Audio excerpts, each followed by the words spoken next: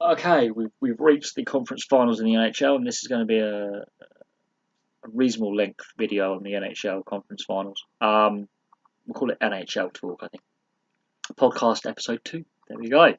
I think with what Vegas and Winnipeg have done this season, no one at the beginning of the year was expecting these two teams to make the conference final for different reasons. Winnipeg have just shown actually they developed this group of players really well over the last few years, and that giving Cheveldayoff and Paul Maurice time as GM and manager and coach was the right idea. There were some fans who were calling for Maurice to get sacked as coach and Cheveldayoff to go as GM, and he even admitted when they made the Paul Stastny trade that and the Morrow trade in the trade deadline that they had been too cautious. He said, "Well, look, we had to stabilise a franchise that was in chaos." And that's pretty much it. The Atlanta Thrashers, when they got hold of them in 2011, and the ownership group that now owns the Jets, bought the remains of the Thrashers franchise. It was in a real mess. It really, really was. And it took 4 years to make the playoffs, and it's taken another 3 years to make the playoffs again. But they made the playoffs twice since being back in Winnipeg. They made it once in Atlanta. So progress has been made. The fact they've got to the conference final for the first time in Winnipeg, either Winnipeg franchise's history, in the Winnipeg area, because they have got to the conference final as Arizona as the original Jets, says something that they have made big strides in the team development, the togetherness, and it's paying off. Mark Scheifele is becoming a leader on the ice. Blake Willis having a career year. They finally sorted out the goaltending issue, which was a big thing holding them back last year, which I think they could have made the playoffs last year. Some of the defensemen are going very under the radar. And Paul Stastny, I hope, signs long term. I hope he does sign a contract in the summer and stays for another couple of years because he's been a great addition. And I don't see him going back to St. Louis. I can't understand why St. Louis let him go. I do not understand that. They're on the edge of the playoff picture and they fell out. I do not understand why the St. Louis Blues let Paul Stastny go for so little. But there we go.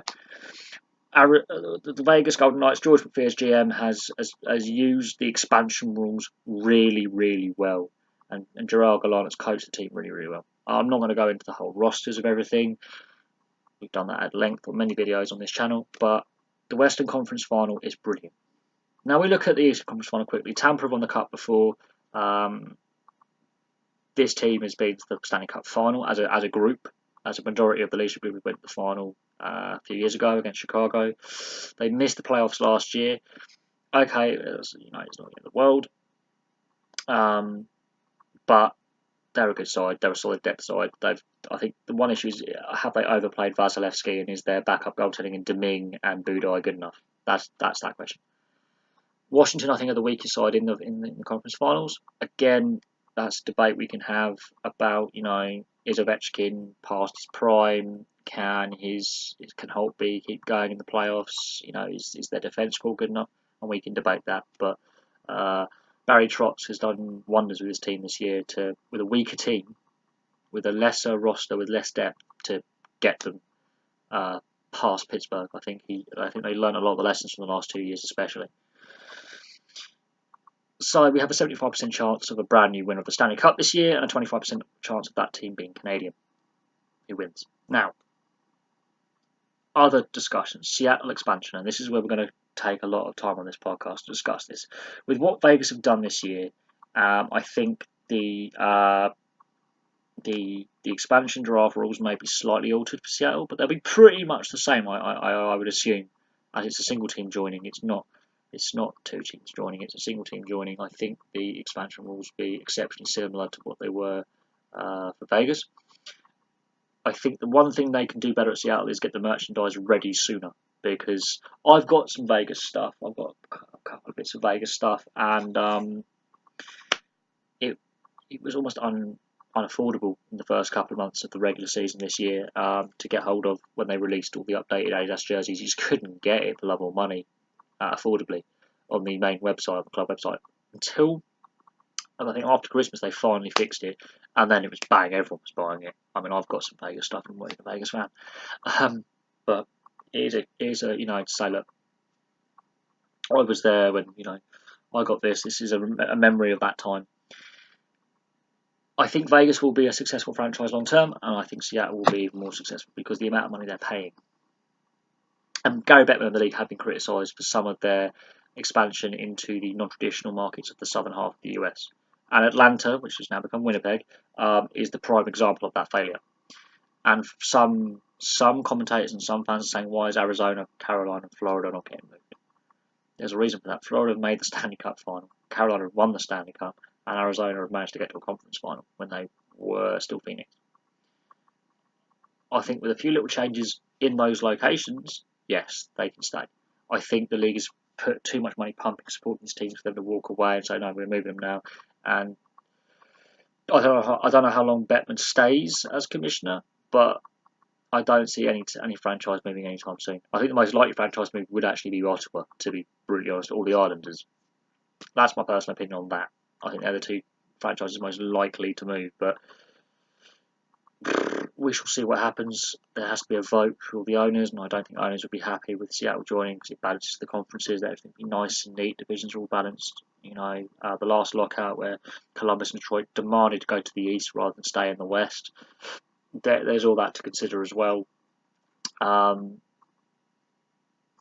The league's got bigger, which means a bigger proportion of the owners have to vote in favour for or against a proposed relocation or expansion. There you go.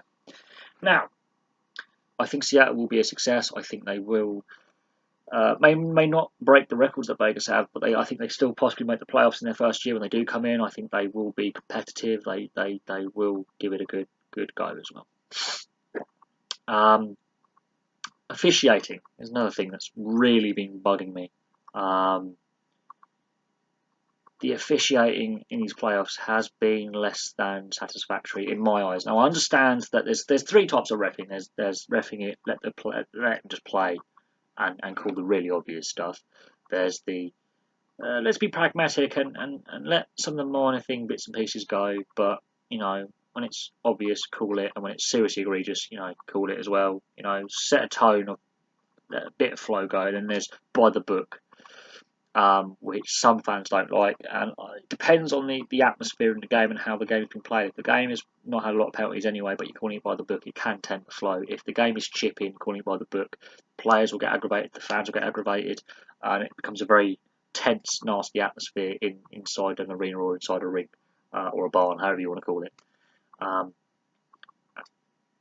I prefer the middle option. It allows the game to flow as best as possible. You find the players respect that official more, and they'll have more, a better working relationship with the officials. If it's called too loose, then nasty hits happen, and if it's called too strict, players can just boil over and get frustrated, and then you get match ejections for abuse of an official, or they will fight each other. And I love a good hockey fight. I like a good old line brawl, but there has to be a balance struck between basically a pragmatic referee and his linesman, or the two-ref system and his linesman, because some of the calls in this play, they're not even calling the obvious stuff. There's been some serious high sticks, there's been some real nasty cross-checks, some headshots not been called, deliberately nasty plays not been called, and when they do eventually suspend or not call things, Tom Wilson, his hit on Zach Aston Reese, he wasn't assessed a penalty on that hit. It was afterwards that he got supplementary discipline. It was considered on the ice a clean hit, and to be fair, it's debatable whether it is or isn't, because Ovechkin is nearby as well, and it's a very close quarter thing. He has got a reputation. Same with Brad Marchand. He didn't get in trouble for his licking of people until afterwards, but even then the league didn't suspend him, but it did cost his team a playoff spot in the next round. That's my personal opinion. But the reffing has not been consistent enough from game to game, and by official to official either. It's leaving a lot to be desired. It's leading to some one or two unsavoury moments in these playoffs, which could have been avoided. Especially in the first round, there's some really big hits going in, and I thought this could boil over badly, and someone could get seriously hurt. That's the issue I have. As I like the big contact play and I like the physical stuff, but when it's clearly obvious that the players are starting to lose control a bit because the refs haven't got any control of it, that's when I have concerns, and that's a concern that I have going forward.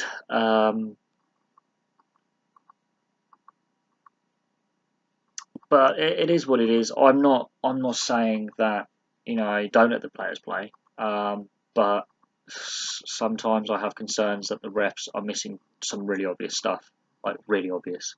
If the refs are going right, we'll let the game flow, but we will call the serious high sticks, the slashes, the cross checks. We will go right. Okay, that's enough now. That's different. That's pragmatic. But when you let 3 or 4 really egregious cross checks, a couple of high elbows, maybe a late hit, a charging, a boarding go, players will react, and then you get the Pecorino swinging his goal stick at a player. You will get that from a very calm-tempered player may lose it, and then that's when all hell breaks loose. It's when the least expected player goes nuts and someone gets seriously hurt. And this is an issue with the league this season is the goaltender interference as well. Coaches are losing their bananas on the bench. It's not good for TV. It's confusing, especially when you've got Vegas, these new fans in. Now, there was a Vegas-Winnipeg game earlier this season where Connor Hellebuck, our goalie, was decapitated pretty much by James Neal, and the goal was given. And it's clearly obvious that if that happened anywhere else on the ice, that is 2 to 4 minutes for a high stick. And it could be classed as a major penalty if the player is seriously injured. Apparently, you can do it to a goaltender. Every team has suffered from some form of goal interference. Some more obvious than others. So others is accidental, some is deliberate. But the calling of it is poor, and the way the league's handled it has not been great either. I think that's the most egregious reffing issue. The standard of refereeing as well. And I've argued that we need to be more consistent and more fair, and keep calls consistent. It's been concerning me for a while, not just in the NHL, but in all sports and in all leagues. I've seen it this year in British ice hockey that standard is not as good as last year, which wasn't great. And this year, good God, there was one game which ended in farce. Literally, the ref, it looked like he was doing an overtime order for his overtime night staff for their food order from the kebab van. It really was. He was like a waiter taking down everyone's order at like a big party or something, because he assessed people fighting who weren't even fighting. There was a guy, one of our players, who won't be playing for the team next year because he keeps getting suspended, but he was driven headfirst into the boards. Like, could have broken his neck, but I'm not joking. I know this is at semi-pro level, and there's some professional players in the league, and there's some, it's a developmental league, but player driven headfirst into the boards, and it led to a line brawl. And players were leaving the bench, and they weren't caught leaving the bench to join in. And they were skating over, and then they went, oh, no, linesman's turn around, I'm going to skate back. But they weren't called for a bench penalty for leaving the bench. That's an automatic suspension. That's an automatic penalty. Loads of players were leaving the bench. The first match penalty took 5 minutes, and that made no sense for the what it was. And me and my mate had travelled to an away game on the train, and we've lost it by this point. We are just shouting abuse. We've had enough of it, and the home fans as well. And there was some calls against them that they didn't quite get either. And that's a worry. Is I've seen this more and more in higher levels of sport as well, that the refereeing standard is not what it could be. And a lot of stuff is getting missed, and there's a lot of contentious moments. And we've now got the amount of technology we have in sport now. I'm getting concerned about the amount of contentious moments that we're having, the amount of missed calls that we're having, the amount of incorrect calls we're having, so forth. But the incident that I saw at this game in London, Jesus Christ, I was right in line with it, and the guy has basically tripped him and he's driven him. And God, players were lucky they weren't seriously injured with that incident. That could have been a serious injury for a multitude of players, because it really got physical really quick. There was a lot of force behind the hit, a lot of intent. It was deliberate intent. It was perceived to be a high stick. He may have got a flailing butt end by accident. I don't think it was a deliberate high stick. Going towards the goal to have a shot. He's gone to take the shot. He's nicked the player. It's not a deliberate high stick. Should have been called. Wasn't. The play's carried on. He's going to get the puck, and the guy literally comes off the bench to steamroll him into the boards. He literally left the bench deliberately to injure a player, and it led to a mass brawl. There's been several instances like that where spears have been missed,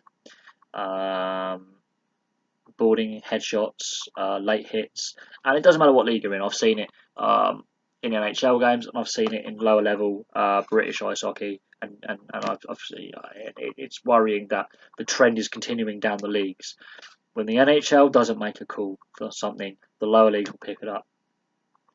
If their players are getting away with smoking players headfirst in the boards, they're going to do it at the lower level.